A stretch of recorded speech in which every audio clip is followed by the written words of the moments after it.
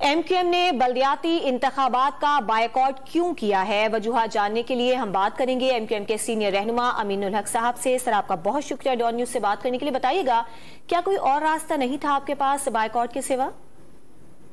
देखिए, मेरा ख्याल है कि एमक्यूएम हमेशा जमहूरी तरीक़ेकार के मुताबिक अपने सियासी अमल को आगे बढ़ाती है और जमहूरी तरीक़ेकार का पहला हिस्सा होता है कि आप इलेक्शन में हिस्सा लेना और फिर लोगों के इस्तेमाल के साथ आगे बढ़ना। इसलिए अगर हम 3 दहाइयों से देखेंगे और अगर इस शहर में, इस मुल्क के अंदर 7-8 इलेक्शन हुए और एमक्यूएम ने हमेशा इसमें हिस्सा लेती रही है, लेकिन अनफॉर्चुनेटली ये 2023 को जो इलेक्शन होने जा रहा है, इसके अंदर एक बड़े ऑर्गेनाइज और सिस्टमेटिक तरीके से कराची के अवाम को गिना कम जा रहा है और डिलिमिटेशन के बुनियाद पर जो शहरी इलाके हैं, कराची हो, हैदराबाद हो, उनके लोगों को वोट के हक से महरूम रखने की कोशिश की जा रही है। यही वजह है कि एमक्यूएम पाकिस्तान ने एहतजाजन जिसे कहते हैं कि इलेक्शन का जिसे कहते हैं कि अपने आप को विड्रॉ किया।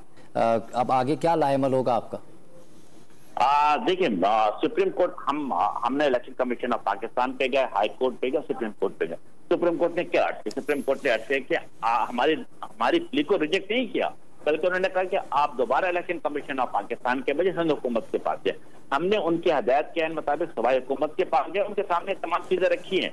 या एमक्यूएम पाकिस्तान समझती है कि अवामी ताकत के बलबूते पे जो ज्यादती, जो जुल्म शहर सिंध के साथ किया जा रहा है, उसको हर सूरत में रोका जाएगा और हम तमाम आईनी, कानूनी और जमहूरी तरीक़ेकार के मुताबिक अपनी जदोजहद जारी रखेंगे। और आज सबसे अच्छी खूबसूरत बात क्या है कि कराची के, हैदराबाद के अवाम ने साबित किया है कि एमक्यूएम के आवाज पे लब्बैक कहा है उन्होंने और उन तमाम लोगों ने अपने घरों से नहीं निकल गए।